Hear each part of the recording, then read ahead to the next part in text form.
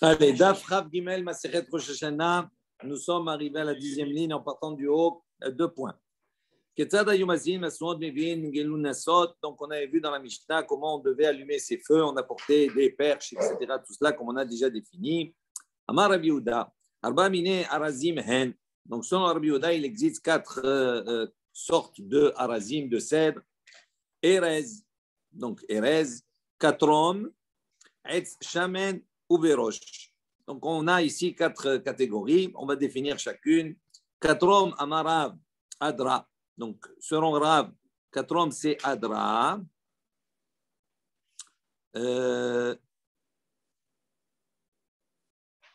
Ouais, c'est un grand arbre, etc. Il dit Aïlan Kidamran Masechet Betsa. Je ne sais pas comment traduire en français. Comment ils ont traduit Adra. Bon, Debe Rabbi Shli. Ouais, donc il n'y a pas de traduction. C'est une espèce qui était connue à l'époque simplement. Debe Rabbi Shela. Dans la yeshiva de Rabbi Shela, Amré, ils ont dit Mavliga. C'est Mavliga. Et Amré là, Zo Gulmesh. Il y a de ceux qui disent c'est Gulmesh. Ou Pliga, donc il y a des noms différents pour exprimer ce Erez là, ce katrom là, cette catégorie de Erez de cèdre.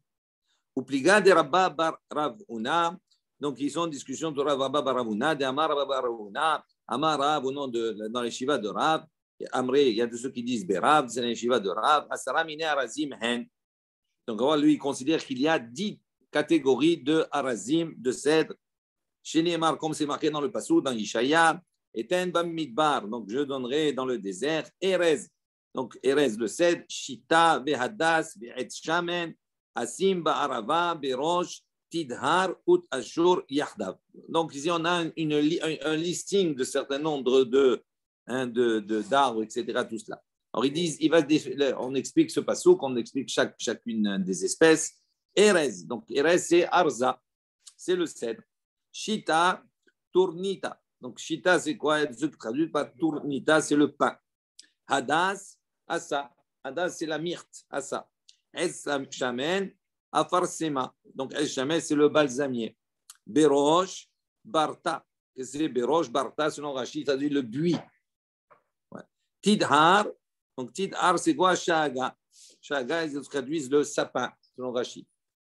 Tashur, Shurvina. Shurvina. Je ne sais pas comment on traduit Shurvina, c'est une espèce d'arbre. Hein? Ils traduisent ou ils ne traduisent pas non plus? Bon. Voilà. On a cité un passouk avec un certain nombre d'arbres. Il dit maintenant, la Gemara pose une question, elle dit Ané, Shiv à vous. Il dit comment toi tu dis qu'effectivement il y a une discussion, Rabba Barchana, il dit il n'y a pas 3, il y a 10. Et là on a fait un compte que de 7, il manque 3. Lorsque Rabdimi est venu, Amar, il a aussi, il a rajouté sur ces têtes-là, Alunim, Almunim, Almugim. Donc il a apporté 3 autres espèces. Qu'est-ce que c'est Alunim? Boutme. Rachid traduit, c'est le orne. Orme. Il faut voir ce que c'est comme arbre, je ne connais pas. Almonim, Belouté. Il dit que c'est Almonim, Belouté, c'est le chêne. Al-Mugim, Kessita. Al-Mugim, c'est quoi? Kessita, c'est le corail, ce qu'on trouve dans les fonds marins. Donc, il a rajouté ces 3 espèces. Amarabi, Amar, Ikade Amri, il y a de ceux qui disent non. Aronim, Harmonim, Al-Mugim. Il y a 3 autres espèces, il a donné 3 noms. Il dit Aronim, Eri. Qu'est-ce que c'est Aronim? C'est Eri. Eri, c'est le laurier. Harmonim, Dolvé. Harmonim, c'est le châtaignier. Et Al-Mugim, Kessita, c'est le corail. Mais ce n'est pas différents types de cèdres, ça, c'est différentes espèces. Tout simplement. Des espèces. Quand on parle de différents types de Erez, c'est. Ils mettent ça dans la même catégorie. Il faut vérifier après au niveau de la même famille, etc. Tout cela. Ça dépend, c'est-à-dire c'est certainement des arbres qui sont profondément enracinés, etc. Tout cela, comme le corail, on va voir le corail aussi, c'est quelque chose qui est profondément enraciné. Ouais. Le corail, c'est dans la mer. Dans la mer, même si dans la mer, c'est pas grave. C'est la forme d'un arbre. Ouais. Oui. Bon, on verra. C'est des fonds marins qui ne sont pas très profonds, on va voir. On va voir après, on va parler de ça.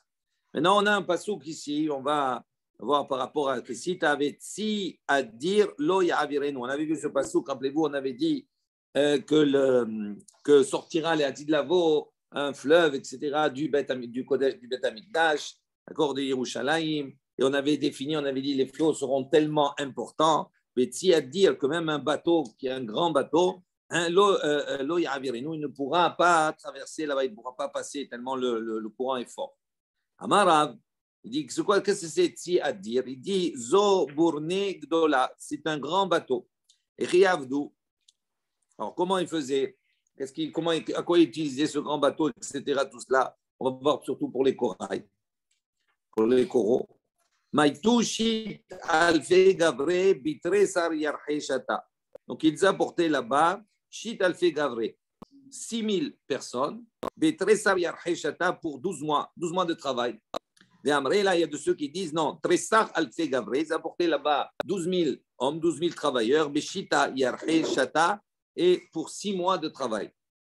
Beta'ane lahala, et donc ils remplissaient ce bateau-là de sable, ad deshachna, jusqu'à qu'il il s'enfonce, il se pose là-bas sur le fond marin, en tout cas il s'enfonce comme ça dans les eaux. Menahid bar amorai, et à ce moment-là, donc descendait un plongeur, on va dire comme ça, une personne qui allait pour plonger. Vekatar atouné de kitna, donc il attachait. Atouné de kitna, il attachait avec une corde qui était faite en lin. Un bechasita, donc il attachait une partie au coraux, d'accord. Vekatar leo bisfinata, et il attachait l'autre moitié, l'autre partie de la corde au bateau. Benatle chala, et après cela, natle chala, il vidait le bateau du sable qui a été rempli. Le sable, donc, il permettait de donner un poids à ce bateau, d'accord, et de s'enfoncer.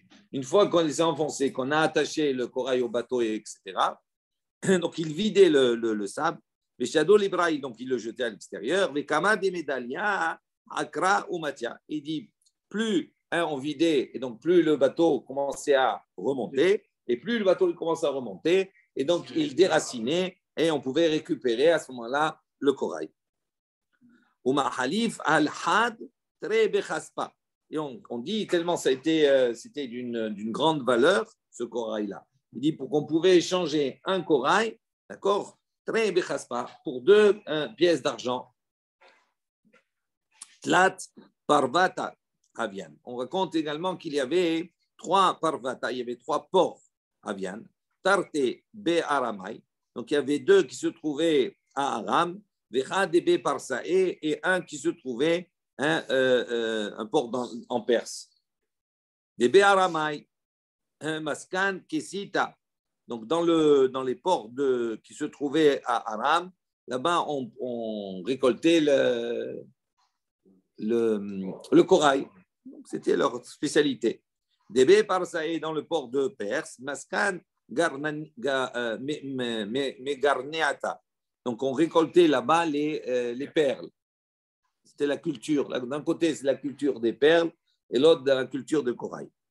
Umekaraya, parvata, deme shamanhig. Et donc, on a appelé ce port-là le port de la royauté, des rois, du royaume. Rachid précise ici comme ça. Pas le vieux port. C'est le vieux port, c'est autre chose. Là-bas, au vieux port, c'est que les sardines.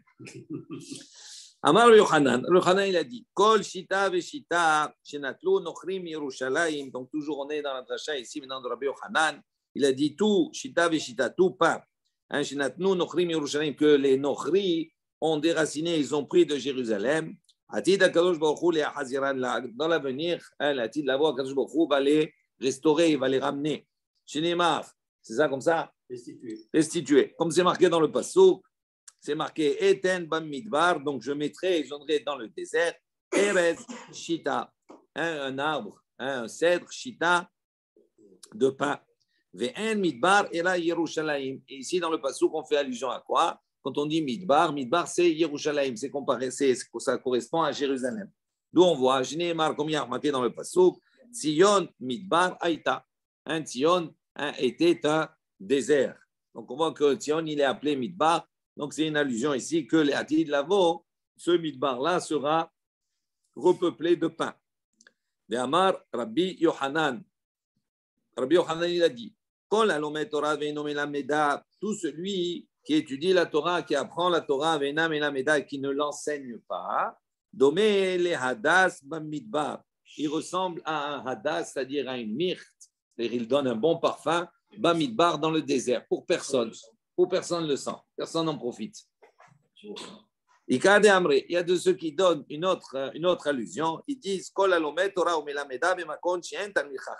dit tout celui qui étudie la Torah et qui enseigne cette Torah dans un endroit où il n'y a pas de Talmid Chacham, où il n'y a pas de Torah à la base, il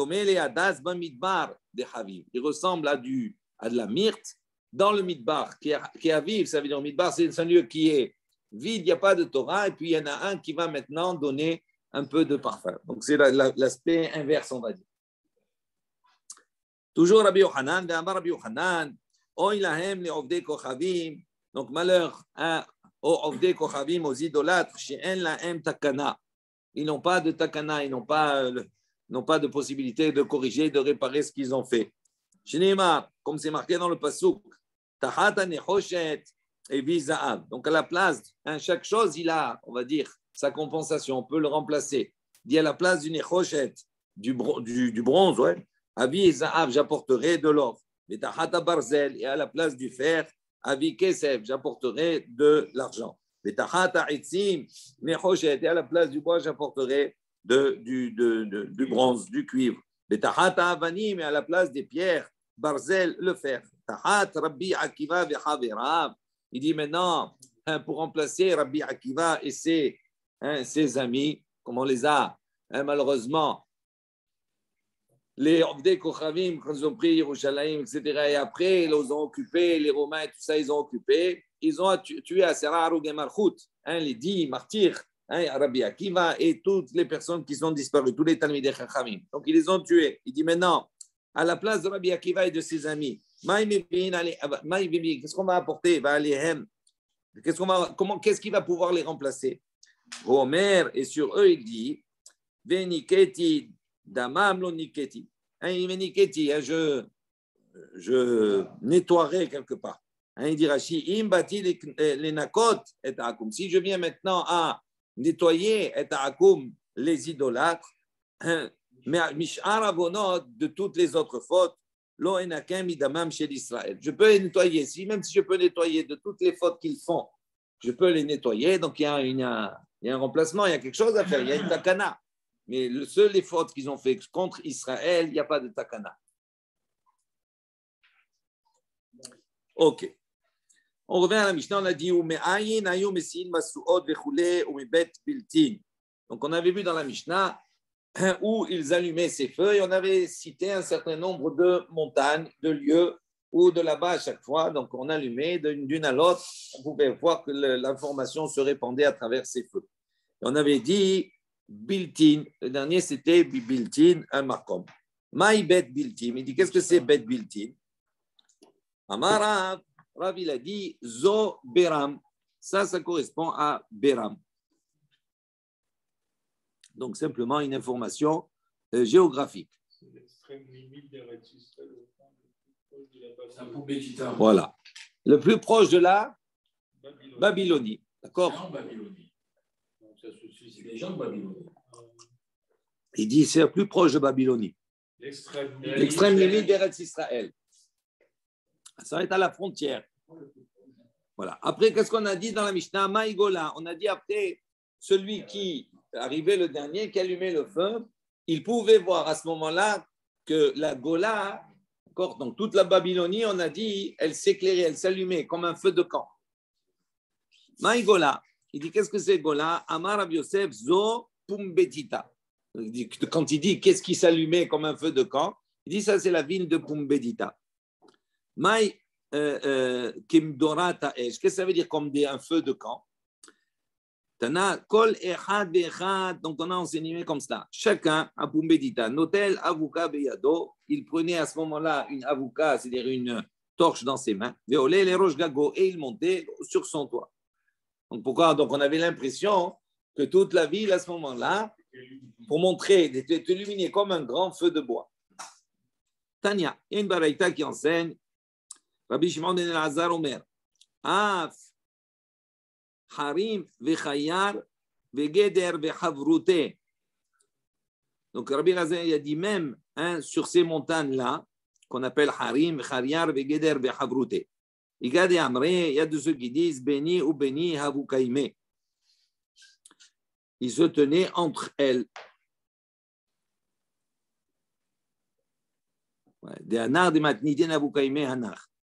Il dit que ces montagnes-là, Harim, Vechayar, Vegeder, Vechavrute, c'est-à-dire il y avait d'autres montagnes qui n'ont pas été citées, et selon notre Ika de Amré, il dit Béni ou Béni Havukaime. Elle se trouvait entre la liste, entre les montagnes qu'on avait citées précédemment dans la Mishnah. Et quand il y a de ceux qui disent les Har Gissa de Eretz Israël Avu Kaime. Ils disent ceux qui étaient dans la parcelle, dans la partie d'Eretz Israël, elles se tenaient ces montagnes-là. Mor Chashiv de Haïgissa ou Mor Chashiv de Haïgissa. Donc un il a compté d'un côté, l'autre il a compté de l'autre côté. Ok. Bon, c'est technique tout ça, il n'y a pas de quelque chose de particulier.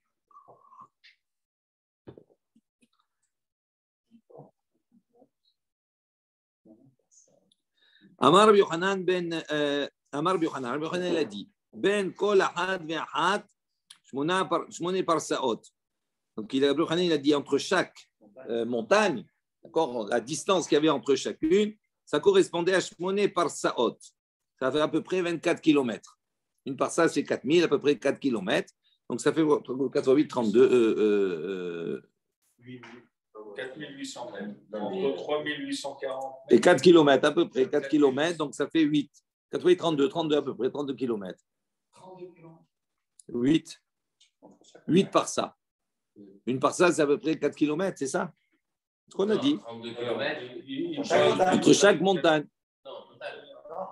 Quoi, total? 4000. Non, Béni, non. Ben Kol, Achat, Viachat. Entre chacune, il y avait une distance à peu près. La parcelle est entre 3840 et 4800 mètres. À peu près entre 24 km et 30 km, à peu près. Dans ces eaux-là, ça va, c'est pas grave. Ça. Kama voulez-vous?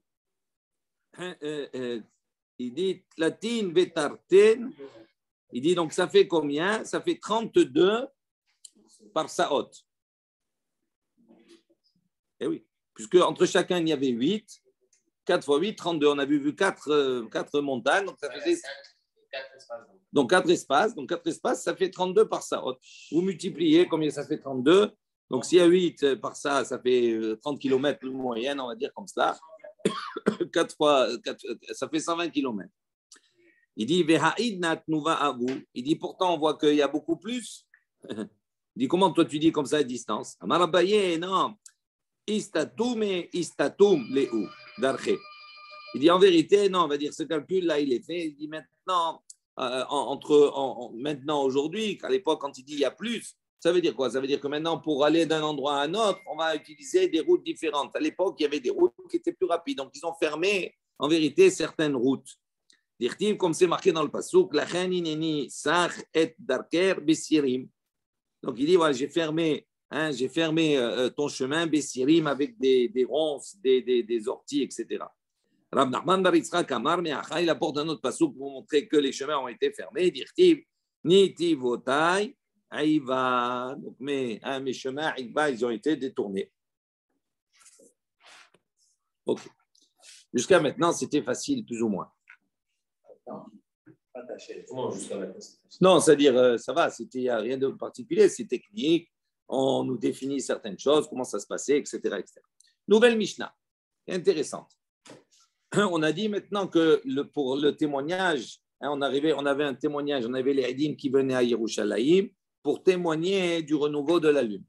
Il y avait une grande cour à Jérusalem. Ou Bet Yazek Aïta Nikret. Elle s'appelait Bet Yazek. Ou les Sham, donc de là-bas, Kol Aidim Iktanesim, on rassemblait là-bas donc tous les Aidim qui venaient témoigner d'avoir vu le renouveau de la lune. Ou Beddin Botkin Otam Sham, et le Beddin les vérifiait là-bas. ou Seudot Gdolot Osim Lahem, et on leur faisait de grandes Seudot, Bishvil Sheyu Regilim, là-bas pour les encourager, pour qu'ils soient habitués à venir. Il y avait Seudat, une bonne bête Seudat. Voilà. Barishona, au début, Lo Ayu Zazin Misham Kolayom. Au début, donc, ils ne bougeaient pas de là-bas toute la journée. Ça veut dire quoi? Ça veut dire à partir du moment où ils arrivaient dans cette cour. Rappelez-vous ce qu'on avait vu dans Hérouven, dans Shabbat, etc. Quand on sortait du Troum, de Shabbat, on n'avait pas le droit de sortir du Troum. Si on sortait, à ce moment-là, à l'endroit où on était, on ne pouvait pas marcher Arba Amot, plus que Arba Amot. Donc il dit à partir du moment où ils sont arrivés là-bas, ils avaient le droit d'arriver jusqu'à là-bas pour venir témoigner. Donc ils sont sortis du Troum, de leur Troum respectif, ils ont transgressé Shabbat, entre guillemets. Ok, ils ont été Mechalel Shabbat. Et à partir du moment où ils arrivaient là-bas, normalement, ils ne pouvaient plus bouger d'Arba Amot, ils étaient statiques, ils ne devaient plus bouger de là où ils se trouvaient. Et dans la cour, c'est un jeu. Peu importe, mais ils ne bougeaient pas de là-bas. Oui, dans la cour, ils ne pouvaient pas bouger. Ils ne se déplaçaient pas, ils n'avaient pas le droit de sortir de cet endroit-là. Ça, c'est au départ. Dans la cour, ils marchaient dans la cour. Oui. Et ils ne pouvaient plus rester pas statiques. Hitkin, Rabban Gamliel Hazaken. Rabban Gamliel Hazaken, il a institué à ce moment-là. Il a dit non. Il a institué qu'il pouvait à ce moment-là, même s'il se trouvait dans la cour, de pouvoir se déplacer Alpaim Ama dans toutes les directions autour de cette cour. Velo Elou Bilvad, il ne dit pas simplement dans ce cas-là, il a Af Chachama Abbaal Yeled. Il dit même pour une Chachama, c'est une sage-femme qui, elle, maintenant est autorisée pour pouvoir sauver la vie d'une femme et d'un bébé, etc. Donc, il vient pour enfanter. La même chose. Ou bien quelqu'un qui vient pour sauver d'un incendie. Ou minad gayes, ou quelqu'un qui vient sauver pour une armée qui vient. Ou minad nahar, ou bien également d'un fleuve qui vient à déborder, etc., une inondation. Ou minad mapolet, ou bien d'un tremblement, d'un éboulement, etc. On les considère comme les habitants de la ville. Et pour tous ces cas, ils ont alpaïm dans tous les sens. Ok. Et bien, allez où? Donc, on a posé la question, une question technique. Bet yazek tnan ou bet yazek tnan? Est-ce que quand on a enseigné cette cour-là qu'on a dit, elle porte le nom de bet yazek? Est-ce qu'on a enseigné yazek avec un ayin ou bien c'est yazek sans ayin? D'accord. Alors, la différence, yazek, ça veut dire c'est un endroit qui est fermé et yazek, c'est des menottes. C'est quelque chose qui est quelqu'un qui est attaché. Ouais. Il dit Bet Yazek Nan, Lishna Me'al Yahu. Il dit si on enseigne Bet Yazek, c'est-à-dire un endroit qui est entouré, qui est fermé, qui est clôturé, tout ça. Il dit Lishna Me'al Yahu, c'est un bon langage. Dirtiv, comme c'est marqué, Va Yazekeu, Va Yasakeleu. Donc on voit ici que c'est un langage ici de quelque chose qui est clôturé, qui est fermé. Odilma, Bet Yazek, ou bien non, le langage ici c'est un endroit qui est Yazek. On a enseigné comme cela. Lishna de Tsaharaou, c'est un langage qui exprime un certain tsahar, une certaine souffrance, puisqu'il est quelqu'un qui est menotté. Et il n'est pas, d'accord, Kedirtiv, comme c'est marqué, Beou Asur Ba'azikim. Ils sont attachés comme ça avec des menottes. Amar Abaye, Abaye il est venu, Tashma. Il a dit, viens voir. Il dit donc, c'est-à-dire la question, est-ce que Yazek, c'est un langage qui exprime quelque chose qui est quand même assez agréable, assez bien, tandis que Yazek, c'est quelque chose qui vient exprimer une notion d'être emprisonné, ça veut dire une notion de tsahar. Alors, oui, mais c'est pas grave, c'est un endroit qui est clôturé, mais ce n'est pas obligatoirement quelque chose qui va exprimer un tsahar, une souffrance de se trouver là-bas. Alors il dit, Abaye il répond, il dit, viens, écoute, voilà, c'est marqué, c'est Udot Gedolot Ayosim Lahem Sham. Kedeshi Uregilim Lavo. Donc, on voit ici que quoi? Que ce n'était pas un endroit qui était désagréable. La preuve, c'est qu'on va leur apporter des séoudotes pour qu'ils prennent l'habitude de venir. Et donc, ça veut dire que quand ils étaient là-bas, ils se trouvaient quand même bien. Il y avait de quoi manger, de quoi boire. Non, il dit non. Dilma tarte avu havde be'ou. Il dit non, peut-être qu'en vérité, c'est une prison dorée. Voilà. Il y avait les deux, on peut comprendre les deux. Comprendre non seulement c'était un endroit qui était fermé, agréable, etc., mais également un endroit où ils ne pouvaient pas se déplacer. Donc, c'était comme quelque chose qui était fermé. Matnitin, une nouvelle Mishnah. Ketzad botkin et ha'edim. comment maintenant on vérifiait les témoins? Qu'est-ce qui se passait avec le Bedin? Comment ils vérifiaient? Zouk Sheba Rishon, Botkin Oto Rishon. Donc, le premier couple qui arrivait, on le vérifiait en premier. Donc, on faisait rentrer le plus grand d'entre eux, le plus important, le plus âgé, en premier. Donc, il les séparait. Il y avait un couple. Le premier couple qui arrivait, ils n'arrivaient pas obligatoirement, ils n'étaient pas des amis spécialement. Ils arrivaient, tous les deux, ils ont vu. Donc, ils sont arrivés, le premier couple. Ah, donc ils prennent le plus zaken. Veomrino, il lui disait, dis-moi comment tu as vu la lune. Devant le soleil ou après ou derrière le soleil. Litzfona ou l'hydroma, à son nord ou à son sud, au nord du soleil ou au sud du soleil. Kama Yagavoa, il dit quelle était sa hauteur, elle était à quelle hauteur par rapport à l'horizon. Veleayin ayanoté, et dit dans quelle direction ayanoté cette lune elle penchait, le croissant. Mais Kama Yaraha, avec combien il était, ce croissant il était à peu près combien de largeur. Im amar lifnei hama lo amar plum. Il dit si le témoin il dit la lune elle était devant le soleil, lo amar plum, on considère comme s'il n'a rien dit. Donc ça veut dire que c'est pas un bon témoignage, c'est pas possible. Rentre chez toi. Pardon. Et après cela, ayu machnisim et hasheni, il faisait rentrer le deuxième. Au botkinoto on vérifiait. Im nimseu divrehem mechavenin aidotan kayemet. D'ici maintenant il trouvait que son témoignage correspondait au premier témoin, donc il y avait une corrélation entre les deux. À ce moment-là, on considérait que leur témoignage était valable. Donc, le premier couple, il arrive, imaginons, il y a 40 couples qui arrivent, le premier, il arrive, on le vérifie, on vérifie un, on vérifie le deuxième, ça marche, ça coïncide, donc ok, c'est bon, c'est fini. Il dit, maintenant, qu'est-ce qu'on fait de tous les autres couples? On n'a pas besoin en vérité de tous les autres. Ça y est, avec le premier couple, ça y est, on a déjà le témoignage, donc ils peuvent dire mes coudages, ça y est. Alors il dit Ushar kol hazugot. Alors malgré cela, tous les autres couples, shoalin otan, on les interrogeait, raché dvarim, d'accord, des questions, des petites questions, etc. Voilà. Lo shayut tzrichim lahem. En vérité, c'est pas parce qu'on a besoin. On n'a pas besoin de. Ça y est, le couple, il a été formé, le couple, la redouce, il a été accepté.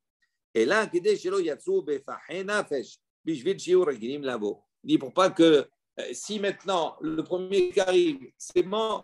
Ah, vous êtes tous venus à quoi? Ah, vous pouvez rentrer chez vous. Non, ils vont être tout ce déplacement pour rien. Donc la prochaine fois, qu'est-ce qu'ils vont faire? Ils vont dire c'est pas la peine. Qu'est-ce que je vais maintenant me casser la tête à me déplacer pour arriver pour rien et repartir? Donc on leur donnait une certaine importance. On les interrogeait, etc. D'accord? Et on ne les laissait pas comme ça pour compte, pour ne pas justement qu'ils se vexent ou qu'ils se... Désappointés. Voilà, ils sont désappointés et qu'après, la prochaine fois, ils ne reviennent pas. Si le premier témoignage, là, par exemple, il a vu le soleil devant la lune, il le rejette celui-là. Donc, il n'y a plus qu'un, donc il faut un autre. Voilà, le deuxième, ça ne suffit pas, il faut encore un autre. Ah oui, il faut deux, toujours témoignage, il faut deux. Ça veut dire que les deux qui arrivent... Garde quand même le témoignage. Ah ben oui, s'il y en a un qui était bon et l'autre, il n'était pas bon, donc il y en a un qui est bon. Maintenant, il y a plusieurs qui sont venus. On a dit, ils viennent pas obligatoirement en couple. Donc, ils prennent un autre. À l'autre, il dit machin. Ah, s'il voit que les deux, ça correspond, à ce moment-là, ça forme un couple, ça forme un témoignage, c'est valable. Oui, rappelle-toi ce qu'on a dit hier. Aboubno. Oui, le père et son fils. Par exemple, voilà, c'est la même chose. Aboubno, il vient. Ah, mais tu ne vas pas témoigner en même temps, selon certaines opinions. Alors, à quoi ça sert qu'il vienne? Il dit non, parce que si dans le premier couple, il y en a un qui, par exemple, il n'est pas. Il y en a un qui n'est pas caché, qui n'est pas saoul, eh ben, il peut venir compléter. Donc, c'est la possibilité. Ce qui est extraordinaire, c'est qu'il regarde si ça corrobore les témoignages du premier et du deuxième. Et ça sous-entend que le Bedin connaît déjà la réponse. Bien sûr. Il sait déjà ce que c'est. Ah ben, bien sûr. Ils ont besoin de personne en vérité. En vérité, le Bedin, il n'a pas besoin. Mais ce n'est pas que les calculs. C'est juste symbolique. Alors, ce n'est pas que les calculs. Ils ont une connaissance précise de savoir comment la Lune se trouve, dans quel sens, quelle est sa hauteur, etc. Tout ça. Donc, ils savent exactement. Donc, quand ils posent des questions qu'ils posent, ils connaissent la réponse. Et ils vont savoir de suite si c'est vrai ou si ce n'est pas vrai. Dans ce cas de figure, pourquoi c'est vraiment nécessaire? Je ne comprends pas. Parce que c'est mitzvah de la Torah. Oui, d'accord, mais c'est vraiment C'est comme ça. C'est symbolique. Non. C'est mis à la Torah. D'autres, peut-être, mais pas eux-mêmes ne peuvent pas témoigner C'est sur mis à eux-mêmes. la Torah. Parce qu'il n'y a plus de Beth Amikdash, il n'y a plus de Beth Din, il n'y a plus de Beth Din. Il n'y a plus de Beth Din. Il n'y a plus de Sanhedrin, ni rien du tout. Il a raison, le Beth Din, ils sont 70. Il ne va pas prendre 2. Quoi, 2? Du Beth Din. Ils connaissent la réponse déjà. Mais on ne parle pas de réponse, il faut avoir vu. Ben, s'ils ont vu, c'est autre chose. Mais si tu n'as pas vu, tu ne peux pas témoigner sur quelque chose que tu n'as pas vu. Mais ça ne fait rien. C'est ça, on a dit, il y a une mitzvah de Reya. Il y a une mitzvah de voir. Ils n'ont qu'à voir. Voilà. Ben, s'ils voient. Il y a une mitzvah de Reya. C'est bien de faire participer la communauté aussi. Gmara, on va revenir sur ça. Gmara, elle pose une question. Alors, si vous avez vos documents, elle dit comme cela, Haïnou lifne ahama, haïnou litzfona, haïnou le'achara hama, haïnou le daroma. Il dit quand on dit devant le soleil, en vérité devant le soleil, ça veut dire c'est qu'elle est sur le côté nord du soleil. Quand on dit derrière le soleil, en vérité elle est sur le côté sud. En vérité le soleil, il y a un Rashi qui explique. Regardez, prenez le Rashi au début de la Mishnah. Ketzad botkin et ahidim v'chulei lifne ahama. Ahama olechet le'olam mi-mizrach lidrom ou mi-darom le-ma'arav ou mi-ma'arav le-tzafon. Le soleil, en vérité, c'est la terre. D'accord, elle tourne sur elle-même et elle tourne en même temps autour du soleil. Ok. Maintenant, nous, quand la Gemara parle ou quand Rashi parle, on se positionne par rapport à ce que nous on voit. Quand nous on voit, on a l'impression que c'est le soleil qui bouge. C'est pas, le soleil ne bouge pas à ce moment-là. D'accord, c'est nous qui bougeons. Mais donc on a un regard. Donc quelle est la course du soleil entre guillemets que nous on voit? Il dit c'est très simple. Le soleil toujours. D'abord, il va de l'est, Mizrach, il se lève à l'est et se couche à l'ouest. Mais de l'est, on va voir après, de l'est, il va les Darom. Il va vers le côté sud. Ou Midarom les Ma'arav. Et après, du sud, il va vers l'ouest. Et après, c'est pas fini. Ou Ma'arav, les Tzafon. Il va de l'ouest vers le nord. Donc, on ne le voit pas. Il dit, mais c'est comme ça que ça se passe. Donc, ça veut dire que c'est derrière. Voilà. Alors, quand tu dis devant ou derrière, si tu dis que la lune, elle est devant le soleil au moment où il est couché, elle est devant, elle apparaît devant, ça veut dire quoi en vérité? Puisque le soleil, sa dernière course, c'est d'aller vers le Tzafon. Donc, si elle est devant le soleil, ça veut dire qu'elle est au Tzafon, elle est au nord. Si je dis elle est derrière le soleil à ce moment-là, ça veut dire qu'elle est au sud, parce que lui, il a sa course maintenant qui est vers le Darom. Vous comprenez? Si le soleil est Regarde le dessin. Regarde le dessin. Regarde le dessin. Tu as ton dessin.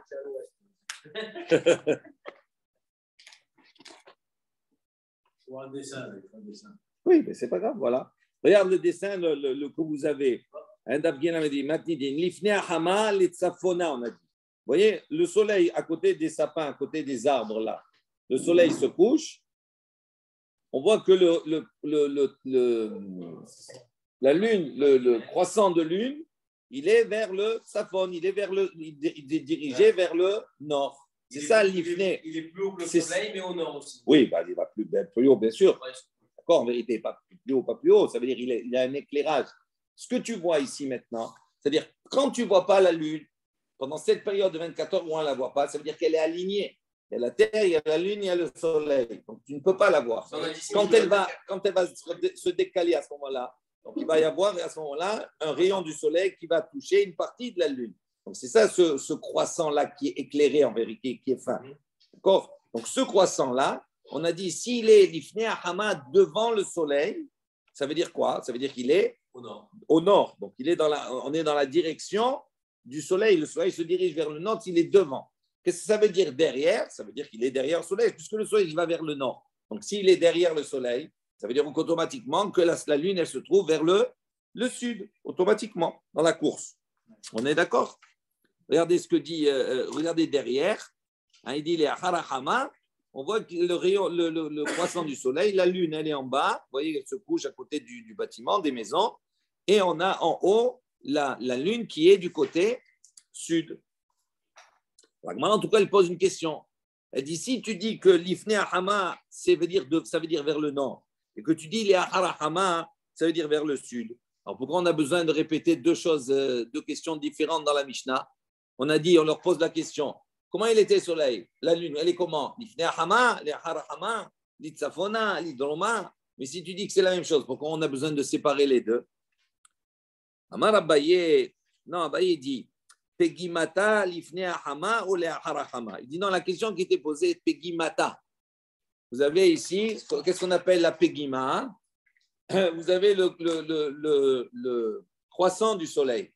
La Pegima, c'est les pointes, c'est-à-dire toute la partie qui est cachée. Il dit, comment est dirigée la lune? Est-ce que la Pegima, c'est-à-dire la partie cachée, donc en vérité, on a les pointes qui sont dirigées vers le soleil. Est-ce que les pointes, elles sont dirigées vers le soleil ou est-ce qu'elles sont à l'extérieur, elles ne sont pas dirigées vers le soleil? Est-ce que le soleil, c'est ça? Est-ce que les pointes, elles sont comme ça? Ou comme ça, voilà. Non. Et non, tu vas avoir une partie croissante et décroissante, ça dépend des endroits. On va voir qu'en vérité, la lune, elle va toujours la pégima de la lune, la partie qui n'est pas éclairée, elle donne toujours le dos. En vérité, le croissant, il donne toujours le dos au soleil. On va voir pourquoi. Le croissant, il donne le dos au soleil. Il ne donne pas au soleil ces deux pointes. Mais je veux dire, direct Israël, tous les mois, il a du même côté la lune. Mais ça, c'est dans l'interrogation. Oui. Pour savoir si ils disent vrai. Donc, on leur pose des questions, d'accord, où il y a automatiquement une situation qui n'est pas réalisable, qui n'est pas faisable.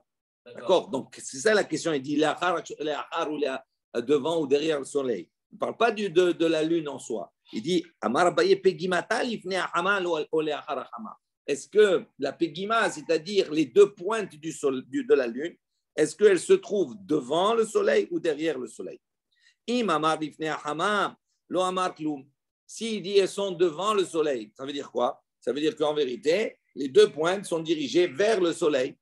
C'est ça. Ça ne peut pas exister. Il dit, c'est comme s'il n'a rien dit. Ce n'est pas possible. D'Amar Rabbi Yochanan, parce que Rabbi Yochanan dit, qu'est-ce que ça veut dire le passouk? Hamshel ufhad imo, ose shalom bimromav. Il dit, me'olam lo ra'ata hama pegimata shel levana, velo pegimata shel keshet. Donc il dit Hamshel uvahad amimo ose shalom bimromav. Ça veut dire il fait le shalom bimromav dans ses hauteurs. Il dit de quoi on parle là-bas? Il dit mais on l'a jamais l'ora atahama, la lune n'a jamais vu pegimata shel levana, la pegima de la levana, c'est-à-dire le défaut de la lune. Il dit vous savez qu'il y a un midrash où à la base Akadosh Baruch Hu, il a créé le soleil et la lune, les deux. Deux grands, ils avaient les mêmes trucs. Et à la suite, par le fait que la lune, elle est dit, il ne peut pas y avoir deux l'air de roi dans un même royaume, il l'a diminué. OK. Maintenant, quand il a diminué, il lui a dit, il ne veut pas faire honte à la lune. Donc, qu'est-ce qu'il positionne? Il positionne toujours la lune qui donne dos au soleil, pour ne pas lui faire honte. Donc, c'est pour ça que le soleil ne voit jamais la pegima, le défaut, d'accord, de la lune. C'est une grande leçon. Il faut faire attention de ne pas faire honte. Même dans le Maaseh Bereshit, il a fait en sorte que la lune, elle n'est pas honte du soleil. Comment? Parce qu'elle donne toujours le dos. Donc, elle ne présente pas sa pégima, elle ne présente pas son défaut au soleil. Et également, il dit l'eau pégimata chez le kéchet. Également, l'arc-en-ciel, eh bien, les pointes de l'arc-en-ciel ne sont jamais dirigées vers le soleil. Il voit toujours l'arc-en-ciel de dos. Il dit Pegimata chez Levana, le défaut de la lune, entre guillemets, Dechacha Da'ata. Il dit pour ne pas justement, parce que ça c'est une faiblesse de la lune et donc ça va lui faire honte. C'est une khulcha, c'est une faiblesse. Pegimata chez Keshet, maintenant la Pegima de l'arc-en-ciel, Delo Limru Ovde Koch Ahama, pour ne pas que les Ovde Ahama, ceux qui adorent le soleil, qui font de l'idolâtrie du soleil, qui disent Gere Kam et Shadia. Il dit parce que si c'est comme un arc, d'accord? Quand on a un arc, on positionne l'arc et on met les flèches comme cela, donc on tire dans ce sens.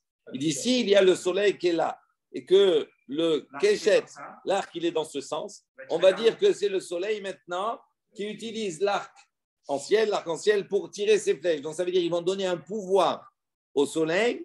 D'accord, ça c'est les Ovdei Kocham plus grands. Ils disent pour ça que Akadosh Baruch Hu, il a toujours positionné de manière à ce qu'on ne puisse pas interpréter que le soleil maintenant c'est lui qui tire les flèches avec l'arc. D'accord, donc toujours l'arc qui donne le dos au soleil. Quelqu'un qui tire les flèches au soleil. Hein? Oui. Ici, il dit que le soleil a mis l'arbre sur son dos. Hein? On dirait le soleil a mis l'arbre sur son dos. Qui? Oui, mais il ne tire pas avec. Pas un Robin des Bois. Il tire pas, le soleil. Voilà, on s'arrête ici. Baruch Adonai, Neolam, Amen, Amen. Azak. רבי חנן בן הקשה אומר, עשה הקדוש ברוך הוא לזכות את ישראל לפיכך הרבה להם